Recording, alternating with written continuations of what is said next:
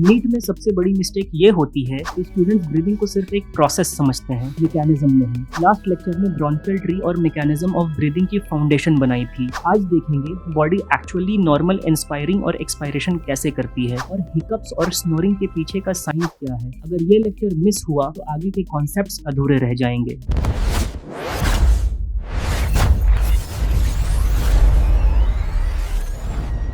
Start करते हैं हम लोग आज का लेक्चर। और आज के लेक्चर में हम लोग बात करेंगे सबसे पहले नॉर्मल इंस्पायरेशन, या जिसे हम लोग सिंपली इंस्पायरेशन भी कह सकते हैं। जैसा कि लास्ट लेक्चर में हमने देखा था, ये जो हमारा रिब केज है, इसका ऊपर का रीजन जो है वो एंटीरियर रीजन कहलाता है और नीचे का रीजन जो है पोस्टीरियर रीजन कहलाता है और साइडवेज इसका लैटरल कहलाता है। तो इन कीवर्ड्स को ध्यान में रखते हुए हमें आज की क्लास में प्रोसीड करना है। फिर से मैं यहाँ क्लैरिटी के लिए लिख देता हूँ कि ऊपर का रीजन इसका एंटीरियर रीजन या एंटीरियर पार्ट कहलाता है, नीचे का रीजन इसका पोस्टीरियर कहलाता है। तो नॉर्मल इंस्पायरेशन के वक्त क्या होता है तो मैं इस एनिमेशन के थ्रू समझाने की कोशिश करता हूँ। ठीक है, यहाँ मैं एनोटेशन का यूज़ नहीं कर पाऊंगा, आप लोग मेरे बोली पे ध्यान दीजिए। ठीक है, जब इंस्पायरेशन हो रहा है तो डायफ्राम नीचे की तरफ मूव कर रहा है, ठीक है, फ्लैट हो जा रहा है, लोअर्ड हो जा रहा है और थोरैक्स का वॉल्यूम जो है एंटीरियर पोस्टीरियर एक्सिस में बढ़ रहा है।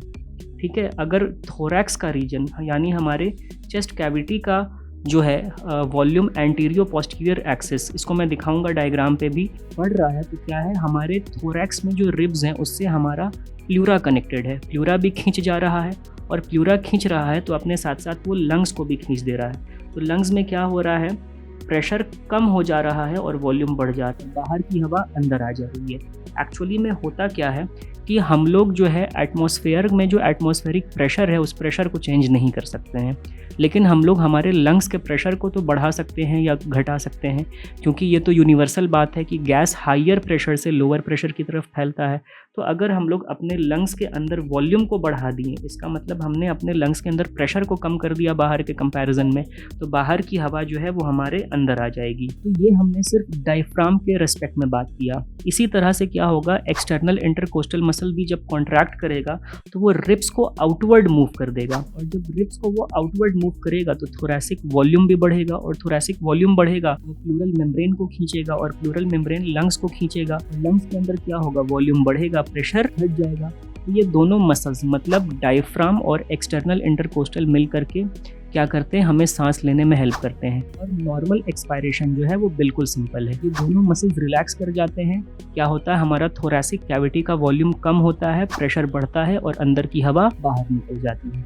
ठीक है, तो यहाँ पे वही हो रहा है, normal inspiration and normal expiration का प्रोसेस हमें दिख रहा है। अब हमने जो कुछ इस एनिमेशन में बोल करके सीखा है इसको हम लोग एक एक करके यहाँ पे नोट डाउन कर लेते हैं। सबसे पहले यहाँ पर क्या हुआ है, ये एंटीरियर पोस्टीरियर यहाँ पे बिल्कुल ध्यान में रखना है। ठीक है, तो सबसे पहले यहाँ पे क्या हुआ है, इस पॉइंट को हम लोग लिखते हैं यहाँ पे, डायफ्राम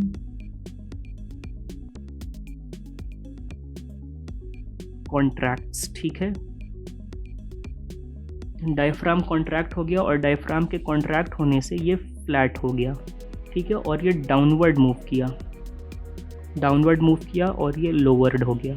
ठीक है, अब इसी चीज़ को यहाँ स्टिल इमेज पे भी दिखाया गया है। ये डायफ्राम है, ये कॉन्ट्रैक्ट हुआ और ये नीचे मूव किया और समवॉट इसका शेप जो है ये फ्लैट हो गया।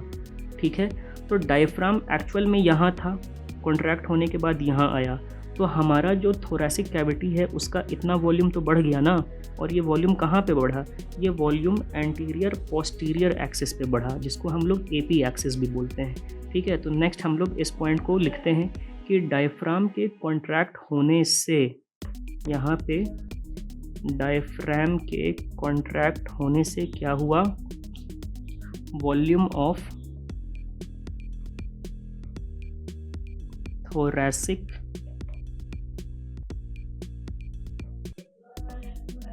Cavity increased in antero posterior axis, या फिर इसको हम लोग बोल सकते हैं एपी एक्सिस। ठीक है, ये एपी एक्सिस है, मतलब एंटीरियो पोस्टीरियर एक्सिस। तो थोरैक्स का एंटीरियो पोस्टीरियर एक्सिस में क्या हुआ, वॉल्यूम बढ़ा। ठीक है। अब वॉल्यूम बढ़ा तो क्या हुआ, थोरैक्स बाहर की तरफ खींचा, मतलब रिब्स बाहर की तरफ खींचे, रिब्स में पेराइटल प्लूरॉन या पेराइटल प्लूरल मेम्ब्रेन चिपक के था, उसने वाइसरल प्लूरा को खींचा और वाइसरल प्लूरा हमारे लंग्स से चिपक के था, तो हमारा लंग्स भी खींच गया।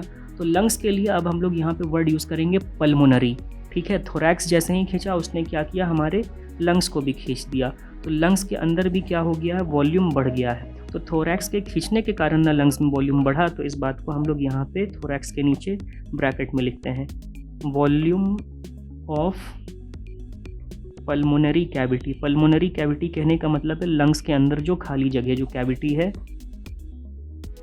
कैविटी ऑल्सो इंक्रीज्ड, ठीक है। अब लंग्स के अंदर वॉल्यूम बढ़ने से क्या हुआ, प्रेशर वहाँ पे कम हो गया,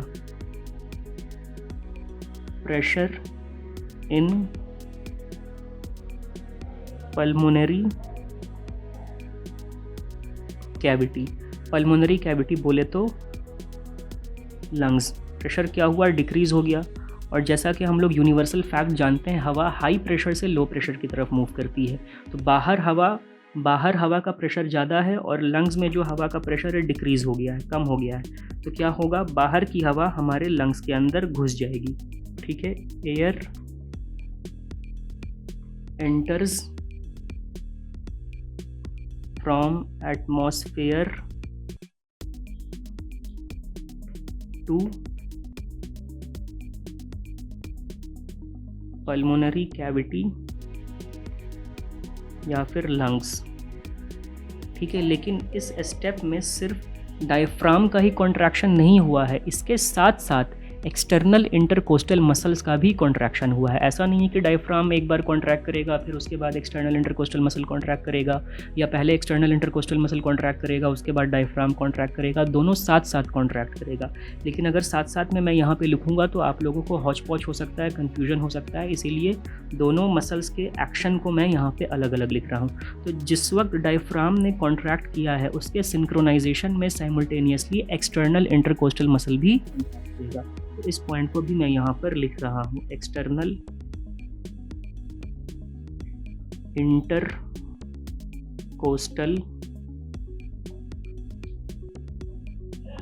मसल्स कॉन्ट्रैक्ट्स।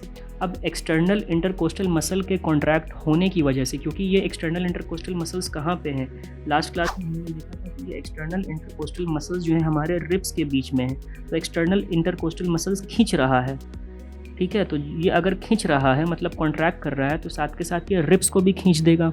अब रिब्स को खींच देगा तो क्या होगा, हमारा रिब्स, हमारा सीना बाहर की तरफ प्रोट्रूड करेगा, और रिब्स के साथ साथ हमारा स्टर्नम भी क्या करेगा, बाहर मतलब आउटवर्ड की तरफ मूव करेगा, आउटवर्ड वो हल्का सा प्रोट्रूड हो जाए।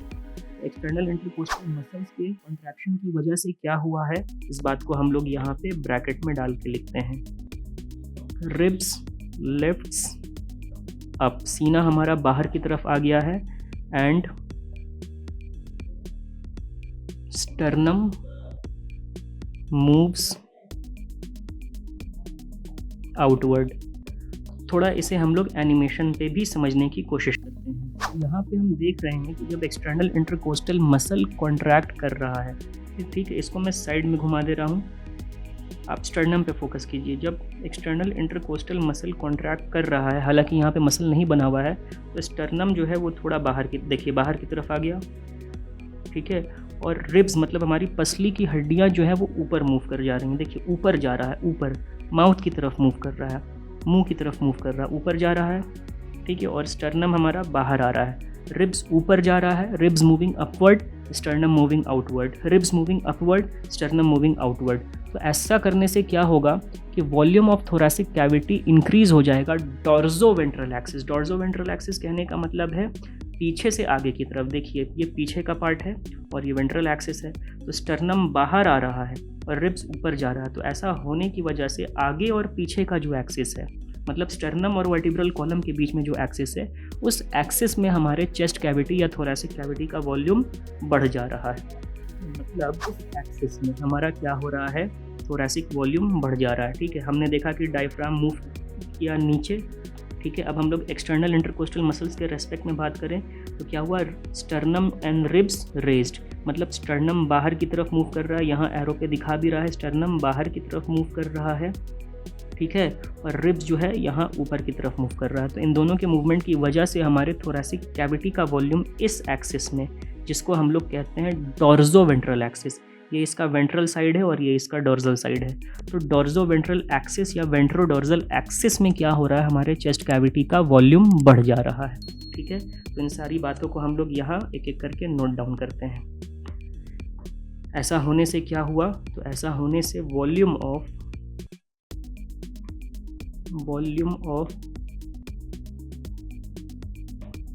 thoracic cavity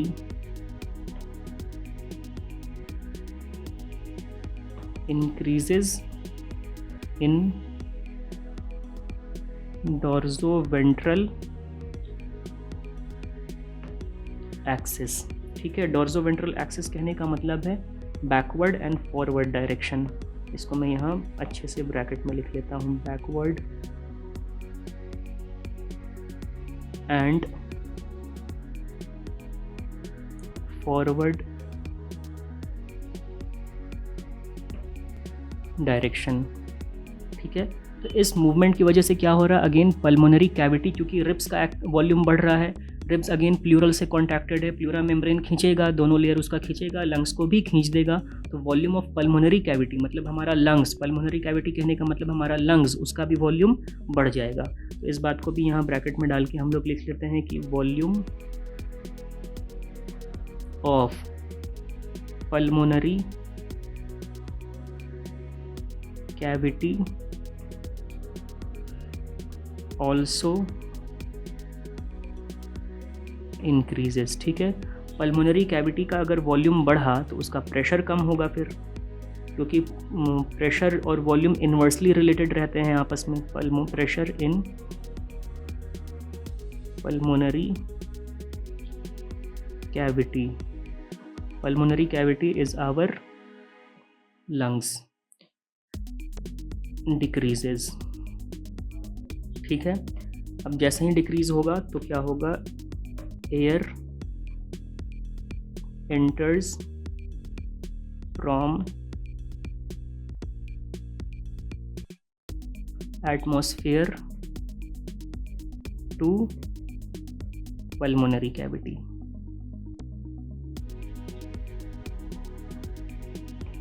पल्मोनरी कैविटी बोले तो हमारा लंग्स, ठीक है। अब हमें ये बात को मैं बार बार बोल रहा हूँ, आप लोग ध्यान में रखिए कि एक बार हमने डायफ्राम का एक्शन देखा है यहाँ पे, ठीक है, और एक बार हमने एक्सटर्नल इंटरकोस्टल मसल्स का एक्शन देखा है, तो ये दोनों साथ के साथ हो रहा है, साइमल्टेनियस हो रहा है। दूसरी बात जो हमें यहाँ पे याद रखनी है वो ये याद रखनी है कि इंस्पायरेशन करते वक्त हमने अपने मसल्स को मूव कर रहे हैं ना, हम अपने मसल्स को मूव कर रहे हैं, हम काम कर रहे हैं, हम एक वर्क कर रहे हैं, इसीलिए इंस्पायरेशन जो है एक्टिव प्रोसेस है, इसमें एनर्जी का एक्सपेंडिचर होता है। इसके अपोजिट जब हम लोग एक्सपायरेशन देखेंगे, मतलब नॉर्मल एक्सपायरेशन देखेंगे, तो वहाँ हम लोग देखेंगे कि मसल्स को जस्ट हम लोग रिलैक्स कर देते हैं, और मसल्स को रिलैक्स करने में कोई एनर्जी का एक्सपेंडिचर नहीं होता है, वहाँ कोई एनर्जी स्पेंड नहीं होती है। इसीलिए एक्सपायरेशन जो है, मतलब नॉर्मल एक्सपायरेशन जो है वो पैसिव प्रोसेस है, वहाँ पे जस्ट मसल्स रिलैक्स हो जाती है, डायफ्राम की और एक्सटर्नल इंटरकोस्टल मसल्स दोनों रिलैक्स हो जाती है, और वहाँ पे किसी भी तरह का एनर्जी एक्सपेंडिचर नहीं होता है। तो expiration, that is normal expiration, is a passive process because there is no expenditure of energy, and inspiration, that is normal inspiration और inhalation, is a active process because we are contracting muscles, and for contraction of muscles energy is required and there is expenditure of energy। तो इस बात को भी हम लोग यहाँ पे नोट बना करके लिख लेते हैं, ठीक है। नोट में हम लोग लिखेंगे inspiration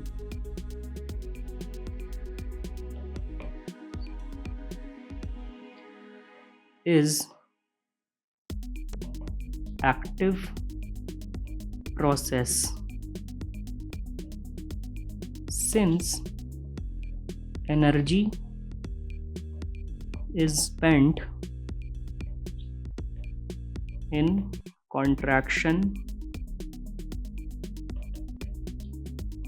of diaphragm and external intercostal muscles. ठीक है, तो यहाँ तक हमने नॉर्मल इंस्पिरेशन को सीखा। अब हम लोग सीखेंगे कि नॉर्मल एक्सपायरेशन या फिर एक्सलेशन कैसे होता है। तो यहाँ पे अगेन हमने फ्रेश हेडिंग बना रखा है नॉर्मल एक्सपायरेशन या फिर नॉर्मल एक्सलेशन का। इसे हम लोग सिंपली एक्सपायरेशन या फिर एक्सलेशन भी बोल सकते हैं। अगेन हमें क्या क्या ध्यान रखना है, ये इसका एंटीरियर पार्ट है, ठीक है, और ये पोस्टीरियर पार्ट है, और ये इसका वेंट्रल पार्ट है, स्टर्नम के साइड वाला, और वर्टिब्रल कॉलम के साइड वाला पार्ट इसका डॉर्जल पार्ट है। तो क्या हो रहा है, यहाँ पे डायफ्राम रिलैक्स हो जा रहा है। पहले डायग्राम पे समझा देता हूँ। और ये डोम शेप हो जा रहा है। तो क्या हो रहा है, एंटीरियर पोस्टीरियर एक्सिस में थोरैसिक कैविटी का वॉल्यूम डिक्रीज़ हो रहा है। वॉल्यूम डिक्रीज़ हो रहा है तो प्रेशर बढ़ रहा है, सारी लंग्स की हवा बाहर निकल जाएगी। इसी तरह साथ के साथ यहाँ पे क्या हो रहा है, एक्सटर्नल इंटरकोस्टल मसल्स जो है वो रिलैक्स हो जा रहा है। तो एक्सटर्नल इंटरकोस्टल मसल्स के रिलैक्स होने के कारण यहाँ एरो से दिखाया है कि स्टर्नम जो है अंदर की तरफ मूव कर रहा है और रिब्स जो है नीचे की तरफ मूव करेंगे। ठीक है, यहाँ पे ध्यान से देखिए, स्टर्नम अंदर की तरफ मूव कर रहा है, स्टर्नम अंदर मूव किया, रिब्स नीचे की तरफ मूव कर गया, रिब्स नीचे स्टर्नम अंदर, रिब्स नीचे स्टर्नम अंदर। यहाँ पे क्या हो रहा है, डॉर्सोवेंट्रल एक्सिस में हमारे चेस्ट कैविटी का वॉल्यूम कम हो रहा है, तो हमारे पल्मोनरी कैविटी मतलब लंग्स का भी वॉल्यूम कम होगा, प्रेशर बढ़ेगा और अंदर की हवा बाहर आ जाएगी। यहाँ पे भी हम लोग इन सारे पॉइंट्स को एक एक करके नोट डाउन कर लेते हैं। सबसे पहले यहाँ पे क्या हुआ, डायफ्राम। यहाँ पे ऐसा नहीं है कि डायफ्राम अलग रिलैक्स करेगा और एक्सटर्नल इंटरकोस्टल मसल्स अलग रिलैक्स करेंगे, दोनों सिंक्रोनाइजेशन में एक साथ रिलैक्स करेंगे। लेकिन इजीनेस के लिए मैं दोनों को अलग अलग लिख रहा हूँ ताकि आप लोगों को समझने में इजी हो। ठीक है, डायफ्राम रिलैक्सेस, ठीक है, and it becomes dome shaped.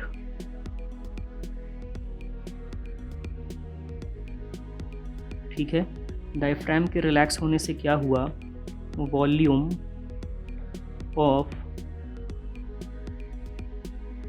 Thorax या thoracic cavity decreases in AP axis. AP axis कहने का मतलब है एंटीरियो पोस्टीरियर एक्सिस। ऐसा होने से क्या होगा कि volume of pulmonary cavity, pulmonary cavity मतलब lungs, also decreased. Next step में क्या होगा कि pressure in pulmonary cavity that is lungs, it also increases। फिर क्या होगा, इसके वजह से air moves out from lungs into atmosphere. ठीक है, तो यहाँ तक हमने नॉर्मल एक्सपायरेशन में डायफ्राम के मैकेनिज्म को देखा। अब साथ के साथ क्या होगा, एक्सटर्नल इंटरकोस्टल मसल भी रिलैक्स करेगा। इस पॉइंट को भी हम लोग यहाँ पे लिखते हैं कि external intercostal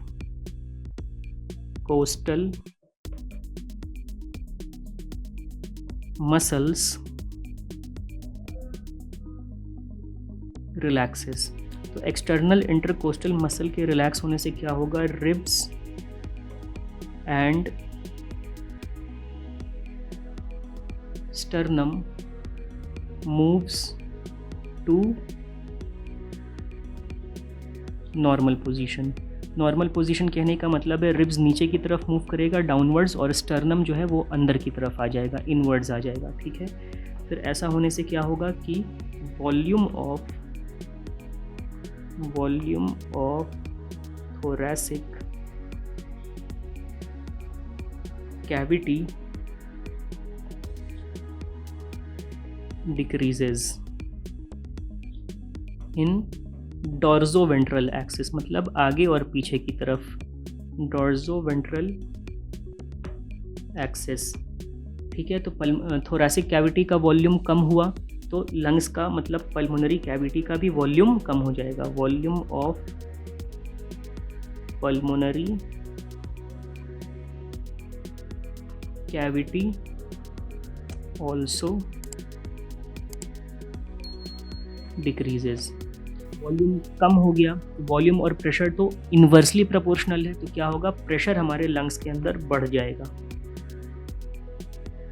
pressure in pulmonary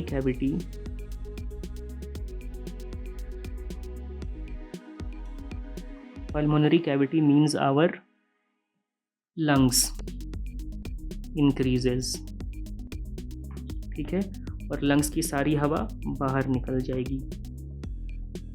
air moves out from our lungs into atmosphere. Fine. यहाँ तक हमने नॉर्मल इंस्पायरेशन या इनहेलेशन और नॉर्मल एक्सपायरेशन या एक्सहेलेशन को देखा। अब हमें देखना है फोर्सफुल एक्सपायरेशन। तो फोर्सफुल एक्सपायरेशन में ज़्यादा हम डायग्राम का यूज़ करके आप लोगों को नहीं बता पाएंगे, क्योंकि यहाँ पे इंटरनल इंटरकोस्टल मसल्स इन्वॉल्व है और रिब्स के बीच में इसको दिखा पाना थोड़ा मुश्किल है, और यहाँ पे एब्डोमिनल मसल्स इन्वॉल्व है, ठीक है। लेकिन फोर्सफुल एक्सपायरेशन मतलब हम ज़बरदस्ती हवा को बाहर निकालते हैं। तो हवा को बाहर निकालने के लिए हमने क्या सीखा था, जब नॉर्मल एक्सहेलेशन की हम बात कर रहे थे, तो हवा को बाहर निकालने के लिए हमने यही सीखा था कि हमने थोरैसिक वॉल्यूम को कम कर दिया है, हमने इसको अभी इतना कर दिया है। तो थोरैसिक वॉल्यूम को हम ज़बरदस्ती फोर्स लगा करके और ज़्यादा कम कर दें। मतलब अभी ये ऐसा दिख रहा है, यहाँ पे इस लेज़र के थ्रू दिख रहा है, अब इसके वॉल्यूम को मैं और इतना कम कर दूँ, ठीक है, मतलब ये इतना से कम हो गया है। ये इतना कम तब होगा जब डायफ्राम फर्दर और ऊपर मूव हो जाए, और डायफ्राम फर्दर और ऊपर मूव कब होगा, जब यहाँ पे जो एब्डोमिनल मसल्स हैं, ये एब्डोमिनल मसल्स डायफ्राम को फर्दर ऊपर की तरफ पुश करेंगी। मतलब जब एब्डोमिनल मसल कॉन्ट्रैक्ट करेगा तो वो डायफ्राम को फर्दर ऊपर की तरफ पुश करेगा, क्योंकि डायफ्राम और ऊपर जाएगा। डायफ्राम अब यहाँ तक आ गया। इनिशियली नॉर्मल एक्सपायरेशन में इतना वॉल्यूम था, लेकिन फोर्सफुल एक्सपायरेशन में इतना वॉल्यूम हो गया थोरैक्स का। ऐसा तब होगा जब डायफ्राम और इतना ऊपर डिस्टेंस मूव करेगा, और डायफ्राम को और इतना ऊपर डिस्टेंस मूव कराने में हमारे एब्डोमिनल मसल्स का रोल है। एब्डोमिनल मसल्स डायफ्राम को फर्दर और ऊपर की तरफ पुश करेगा। अब हमारा थोरैसिक वॉल्यूम केवल इतना हो जाएगा। पहली बात तो हमने ये सीखी कि यहाँ पे एब्डोमिनल मसल का रोल है। दूसरा जो मैं यहाँ पे इमेज के फॉर्म में नहीं समझा पाऊँगा कि यहाँ पे इंटरनल इंटरकोस्टल मसल्स भी कॉन्ट्रैक्ट करती है और फर्दर ये इस वॉल्यूम को और कम कर देती है। तो ओवरऑल हमारा थोरैसिक वॉल्यूम कम हुआ, और हमने एब्डोमिनल मसल के कॉन्ट्रैक्शन के थ्रू और इंटरनल इंटरकोस्टल मसल्स के कॉन्ट्रैक्शन के थ्रू अपने चेस्ट के वॉल्यूम को कम किया।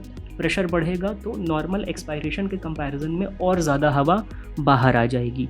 इसीलिए हम लोग नॉर्मल फोर्सफुल एक्सपायरेशन को भी बोलते हैं कि ये एक एक्टिव प्रोसेस है, क्योंकि यहाँ पे हम लोग अपने एब्डोमिनल मसल्स और इंटरनल इंटरकोस्टल मसल्स को कॉन्ट्रैक्ट करके डायफ्राम को उसके डोम शेप से और ज़्यादा ऊपर की तरफ मूव कराते हैं, और हमारा चेस्ट का वॉल्यूम कम होता है, प्रेशर बढ़ता है और फोर्सफुली हवा बाहर निकल जाती है। इतनी बातों को जो हमने अब यहाँ पे सीखा, एक एक करके हम लोग इसको यहाँ पे नोट डाउन करना फोर्सफुल एक्सपायरेशन के अंदर स्टार्ट करते हैं। यहाँ पे भी दो मसल का सेट है। एक मसल है यहाँ पे एब्डोमिनल मसल्स, लेकिन ऐसा नहीं है कि एब्डोमिनल मसल अलग कॉन्ट्रैक्ट करेगा और इंटरनल इंटरकोस्टल मसल्स अलग कॉन्ट्रैक्ट करेगा। जैसे नॉर्मल इंस्पायरेशन में एक्सटर्नल इंटरकोस्टल मसल्स और हमारा डायफ्राम साथ साथ सिंक्रोनाइजेशन में कॉन्ट्रैक्ट किया था, उसी तरह फोर्सफुल एक्सपायरेशन में एब्डोमिनल मसल और इंटरनल इंटरकोस्टल मसल भी साथ साथ सिंक्रोनाइजेशन में कॉन्ट्रैक्ट करेगा। लेकिन ईजीनेस के लिए, ताकि आप लोगों को बातें अच्छे से समझ में आए, मैं दोनों को अलग अलग लिख रहा हूँ, ठीक है। एब्डोमिनल मसल्स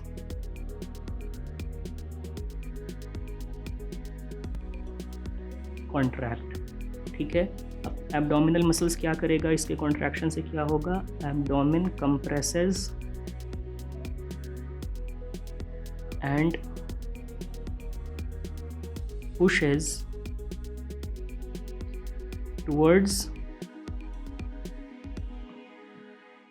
डायफ्राम, ठीक है। Diaphragm further moves up, diaphragm further moves up। तो क्या हो रहा है, थोरैसिक वॉल्यूम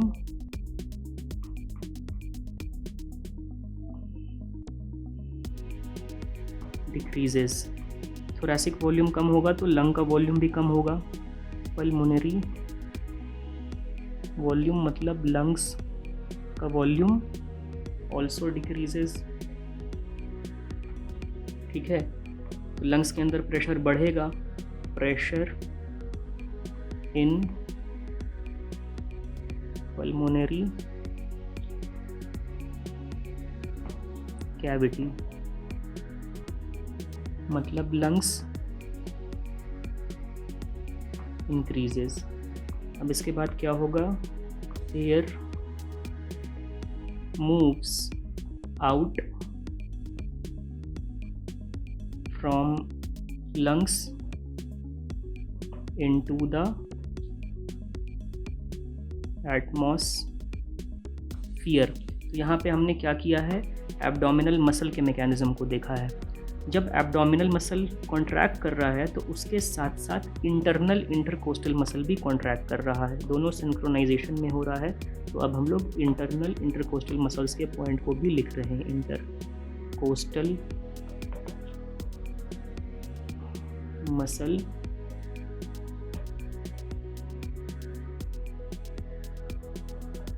कॉन्ट्रैक्ट्स। ठीक है, इसके कॉन्ट्रैक्ट होने से रिप जो नॉर्मल एक्सपायरेशन में नीचे की तरफ मूव किया था, फर्दर वो उसके कंपैरिजन में और ज़्यादा नीचे की तरफ मूव करेगा। ठीक है, ribs pull further downwards and inwards. फिर क्या होगा, thoracic volume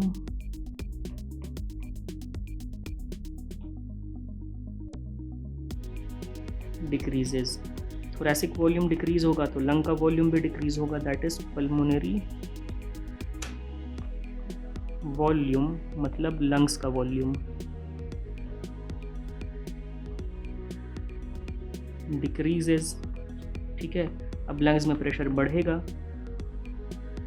pressure in pulmonary cavity, pulmonary cavity again means lungs here, increases। Pressure बढ़ गया तो क्या होगा, एयर मूव्स आउट फ्रॉम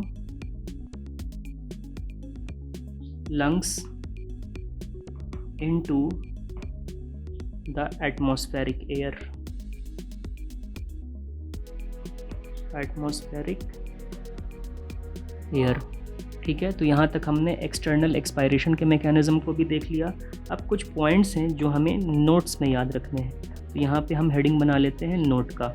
ठीक है, यहाँ पे पहला पॉइंट लिखेंगे, क्योंकि जब हमारे लंग्स में प्रेशर नेगेटिव हो रहा है मतलब वॉल्यूम ज़्यादा हो रहा है, प्रेशर कम हो रहा है मतलब प्रेशर नेगेटिव है और वॉल्यूम ज़्यादा है, इसीलिए मैमल के प्रेशर को, मैमल के ब्रीदिंग को हम लोग बोलते हैं कि मैमल्स में नेगेटिव प्रेशर ब्रीदिंग हो रहा है। लेकिन फ्रॉग्स में क्या होता है कि फ्रॉग्स में लंग्स का प्रेशर बाय डिफ़ॉल्ट ज़्यादा होता है। ठीक है, क्योंकि वहाँ पे रिब्स नहीं होते हैं, फ्रॉग के पास रिब्स नहीं होते हैं, तो वो क्या करते हैं, वो अपने मुंह में हवा भर लेते हैं और ज़बरदस्ती हवा को अपने लंग्स के अंदर फोर्स करते हैं। तो क्योंकि फ्रॉग्स के लंग्स में प्रेशर बाहर के कंपैरिजन में ज़्यादा है, तो उसके लंग्स के प्रेशर को हम लोग बोलते हैं पॉजिटिव। ठीक है, इसीलिए फ्रॉग्स का जो ब्रीदिंग होता है उसको हम लोग बोलते हैं पॉजिटिव ब्रीदिंग। ठीक है, तो इस पॉइंट को भी हम लोग यहाँ पे नोट डाउन कर लेते हैं। Mammals have negative pressure breathing. ठीक है, मैमल्स में ऐसा होने से क्या होता है कि इट अलाउज देम मतलब mammals to eat and breathe at the same time, मतलब हम सांस लेते हुए खाना भी खा सकते हैं। लेकिन इनके अपोजिट अगर हम लोग फ्रॉग्स की बात करें, ठीक है, तो फ्रॉग्स में क्या होता है, पॉजिटिव प्रेशर ब्रीदिंग होता है, पॉजिटिव प्रेशर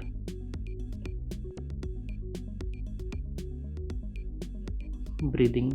ठीक है, दूसरा पॉइंट जो हमें यहाँ पे नोट करना था वो था हिकअप्स, जिसको हम लोग हिंदी में हिचकियाँ बोलते हैं। हिकअप्स में क्या होता है, यहाँ पे हिकअप्स जो है वो इनकम्प्लीट इंस्पायरेटरी साउंड है, मतलब हम लोग अपने इंस्पायरेशन के प्रोसेस को कंप्लीट नहीं कर पा रहे हैं, अधूरा इंस्पायरेशन हो रहा है। तो ये क्या है, इनकम्प्लीट इंस्पायरेशन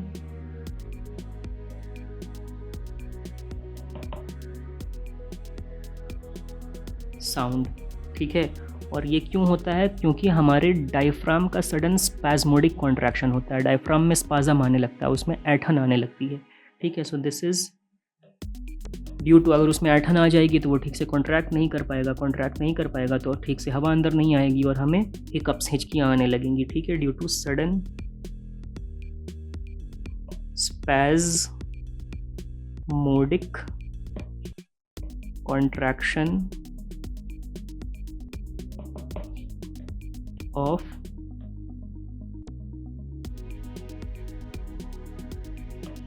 डायफ्राम। यहाँ पे हमारा एपिग्लॉटिस, मतलब ट्रैकिया के ऊपर जो छेद है उसको ग्लॉटिस कहते हैं, और उसको बंद करने वाला लैरिंक्स कार्टिलेज का एक कार्टिलेज एपिग्लॉटिस, ठीक है, वो क्या होता है, अचानक से बंद हो जाता है। तो उसके अचानक से बंद होने की वजह से जो क्लिकिंग साउंड आता है उसको हम लोग हिकअप्स कहते हैं। और क्या होता है यहाँ पे, सडन क्लोजर ऑफ एपिग्लॉटिस, ठीक है। लास्ट पॉइंट जो हमें यहाँ नोट में मेंशन करना था वो था स्नोरिंग। स्नोरिंग कहने का मतलब है खर्राटे लेना। तो स्नोरिंग कब होता है, ये सोते वक्त होता है। ऑब्वियसली इट अकर्स ड्यूरिंग, ऐसा क्यों होता है, it is because of partial blockage of upper respiratory tract, ठीक है। It occurs due to partial blockage of upper respiratory tract by tongue। जीभ से हमारा अपर रेस्पिरेटरी ट्रैक क्या होता है, पार्शियली ब्लॉक हो जाता है। तो ऐसा होने से क्या होगा, एक रैटलिंग साउंड निकलता है। क्या निकलता है, rough rattling inspiratory sound, inspiratory sound. आज हमने normal inspiration, normal expiration, forceful expiration और हिकअप्स एंड स्नोरिंग के पीछे का कंप्लीट साइंस समझा। लेकिन एक सवाल अभी भी बाकी है, हर ब्रीथ के साथ लंग्स कितनी हवा लेते हैं, कितनी छोड़ते हैं और कितनी हवा हमेशा लंग्स में बची रहती है। अगले लेक्चर में रेस्पिरेटरी या पल्मोनरी वॉल्यूम्स, कैपेसिटीज और उनके ग्राफ इतनी सिंप्लिसिटी से डिकोड करेंगे कि ये चैप्टर का सबसे कंफ्यूजिंग टॉपिक भी आपका फेवरेट बन जाएगा। प्लेलिस्ट को सीक्वेंस में फॉलो करिए क्योंकि हर लेक्चर अगले लेक्चर की फाउंडेशन है। दिस इज बाय ज़माने साइनिंग ऑफ।